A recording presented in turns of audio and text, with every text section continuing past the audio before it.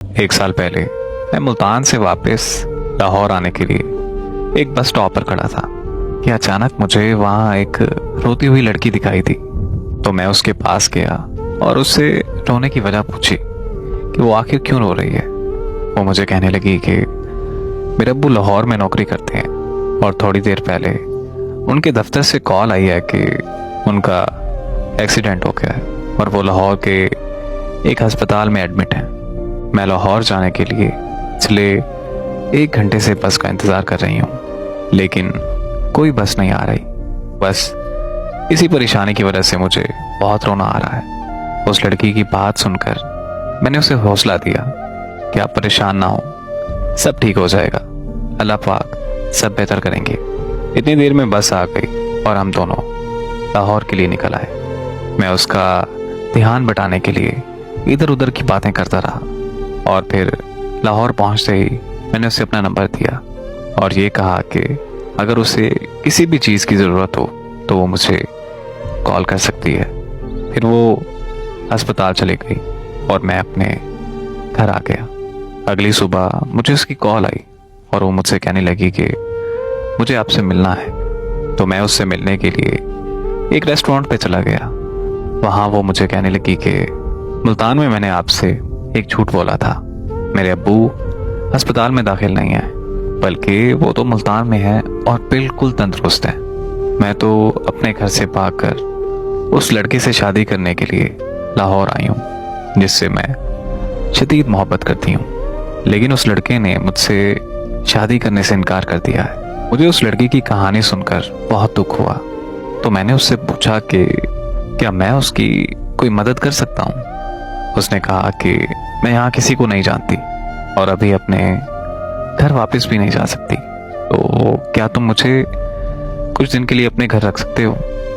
मुझे उसकी हालत देखकर उस पर बहुत तरस आया, लेकिन मैं उसे अपने घर नहीं लेके जा सकता था क्योंकि मेरी फैमिली उसको घर रखने के लिए कभी तैयार ना होती। इसीलिए मैंने उसे साफ साफ इनकार कर दिया। मेरा इनकार सुनते ही वो वहाँ से रोती हुई चली गई। मैं घर वापस आया तो बहुत परेशान था। अम्मी ने मुझसे परेशानी की वजह पूछी तो मैंने अम्मी को सारी बात बताई।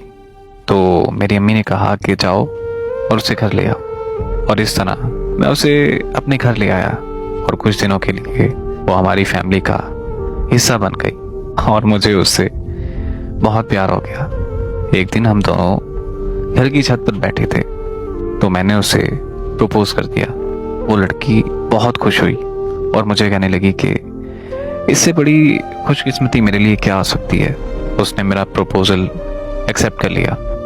इस तरह हम दोनों की शादी हो गई और हम अपनी ज़िंदगी हंसी खुशी गुजारने लगे।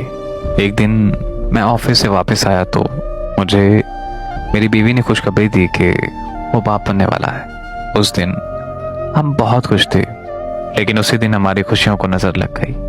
मैं मार्केट में घर के लिए कुछ सामान लेने गया हुआ था कि मेरे भाई की मुझे कॉल आई कि फौरन घर आओ।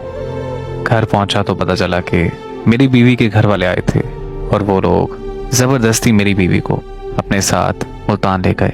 मुझे कुछ समझ नहीं आ रही थी तो मैं पुलिस स्टेशन गया और मैंने उन्हें सारी बात बताई। उन्होंने मेरी रिपोर्ट दर्ज कर ली और मुझे यकीन दिलाया कि वो मुझे इंसाफ दिलाएंगे और मेरी मदद करेंगे। 1 हफ्ते बाद मुझे अदालत का नोटिस मिला जिसमें लिखा था कि मेरी बीवी मुझसे तलाक लेना चाहती है।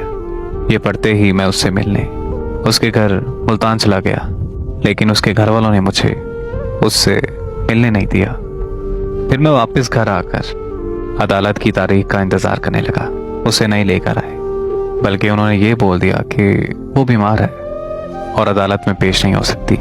फिर यूं ही तारीखों का सिलसिला चलता रहा और ऐसे ही इंतज़ार करते करते 5 महीने गुजर गए। फिर एक तारीख पर उन्हें मेरी बीवी को लाना पड़ा। मैं उस दिन बहुत खुश था क्योंकि मैं उससे मिलने वाला था और मुझे लग रहा था कि आज फैसला हो जाएगा और मेरी बीवी मुझे मिल जाएगी। लेकिन जब मैंने अपनी बीवी को देखा तो मेरे पैरों तले ज़मीन निकल गई, क्योंकि मैंने देखा कि उसके पेट में बच्चा नहीं है, यानी वो मेरा बच्चा गिरा चुकी थी।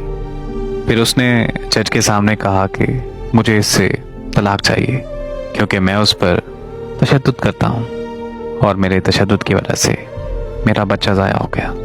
यकीन करें कि वो दिन मेरे लिए क़यामत का दिन था जब जज साहब ने हमेशा हमेशा के लिए हमारी जुदाई लिख दी।